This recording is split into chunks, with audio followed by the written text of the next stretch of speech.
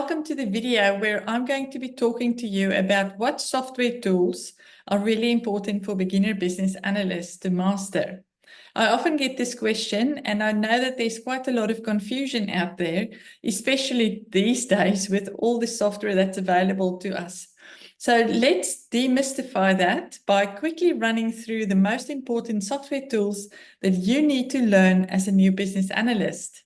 There are essentially 4 different types of software tools that you need to understand and then choose a few of those to get proficient in.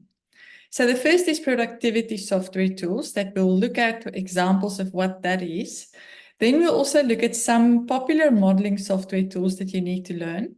We'll look at collaboration and communication software tools, which is absolutely essential these days, not just for business analysts, but for anybody who works remotely and works within a modern office. And then specialist software tools, specifically with an eye on data. So let's have a look at what those might look like.